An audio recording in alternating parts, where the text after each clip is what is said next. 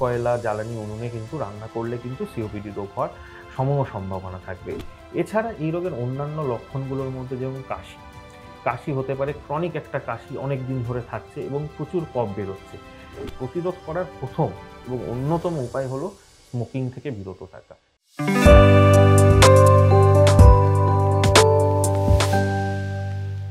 নমস্কার, welcome to ডাক্তারবাবু YouTube channel. আমি doctor Arnab Bera, consultant respiratory medicine in Manipal hospital, EM bypass and Salt Lake. আজকের আলোচনার বিষয় হলো সিওপিডি, মানে ক্রনিক অবস্ট্রাকটিভ পালমোনারি ডিজিজ। প্রথমেই আসি এই রোগের লক্ষণগুলো কী কী হতে পারে। তো এই রোগটা ইউজুয়ালি আমরা বয়স্ক লোকেদের ক্ষেত্রে দেখতে পাই, বিশেষ করে যাদের স্মোকিংয়ের হ্যাবিট আছে, যারা অনেক দিন ধরে কাঠকয়লার উনুনে রান্না করেছেন, অথবা যারা অনেক দিন ধরে পলিউটেড এরিয়ায় আছে। তো এই রোগের লক্ষণগুলো কীরকম? ধরুন, প্রাইমারি যে লক্ষণটা হয় শ্বাসকষ্ট। প্রথম দিকে শ্বাসকষ্টটা হয়তো সিঁড়ি চলতে বা একটু এক্সারশন করতে গিয়ে হবে, কিন্তু আস্তে আস্তে যতই রোগটা প্রোগ্রেস করতে থাকবে ততই কিন্তু এই শ্বাসকষ্টের পরিমাণ বাড়তে থাকবে এবং একটা সময় গিয়ে যখন এন্ড স্টেজের দিকে যায় তখন মিনিমাম এক্সারশন, ধরুন আপনি নিজের চুলটা আঁচড়াতে যাচ্ছেন কি জামার বাটন লাগাতে যাচ্ছেন, সেখানেও কিন্তু আপনি শ্বাসকষ্ট ফিল করতে পারেন। এছাড়া এই রোগের অন্যান্য লক্ষণগুলোর মধ্যে যেমন কাশি হতে পারে, ক্রনিক একটা কাশি অনেক দিন ধরে থাকছে এবং প্রচুর কফ বেরোচ্ছে।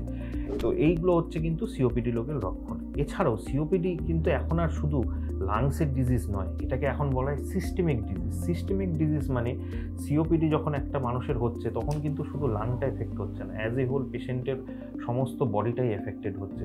পেশেন্টের মাসেল লস হয়, পেশেন্ট রোগা হয়ে যায়। হ্যাঁ, তো এই ধরনের অনেক রকম সিমটমস আমরা কিন্তু সিওপিডির রোগে দেখতে পাই। তো এবার আসেন যে এই রোগকে প্রতিরোধ করবেন কি করে। প্রতিরোধ করার প্রথম এবং অন্যতম উপায় হলো স্মোকিং থেকে বিরত থাকা। তো স্মোকিং একদম নো ফর স্মোকিং, ঠিক আছে?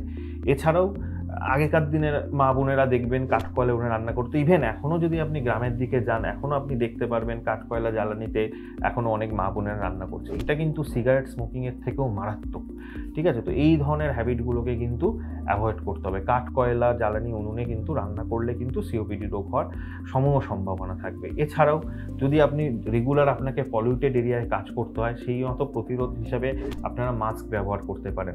অ্যাটলিস্ট তাতে আপনার এক্সপোজারটা যতটা সম্ভব কমানো যায়।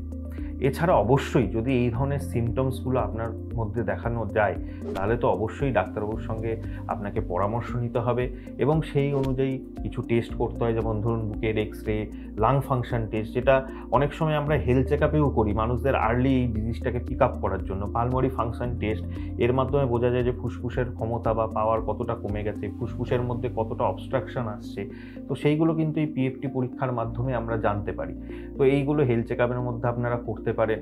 এবং যদি এই ধরনের কোনো সমস্যা হয়, রেগুলার ইনহেলার নেওয়া এবং অন্যান্য যা সমস্ত ডাক্তারবাবুর পরামর্শ আপনাকে দেবেন সেইগুলোকে করতে হবে। হেলদি হ্যাবিট, ভালো প্রোটিন খাওয়া এবং রেগুলার এক্সারসাইজ করা, এগুলোর মাধ্যমেও কিন্তু ভালো থাকা যায়। আজকের মতো আলোচনা এই পর্যন্তই। এই ধরনের স্বাস্থ্য সংক্রান্ত ইনফরমেটিভ ভিডিও পেতে আপনারা ডাক্তারবাবু ইউটিউব চ্যানেলকে সাবস্ক্রাইব করতে পারেন। আমার সঙ্গে অ্যাপয়েন্টমেন্টের জন্য আপনারা ডিরেক্টলি নিচে দেওয়া নাম্বারে যোগাযোগ করে আমার অ্যাপয়েন্টমেন্ট নিতে পারেন। নমস্কার, সবাই সুস্থ থাকুন, ভালো থাকুন।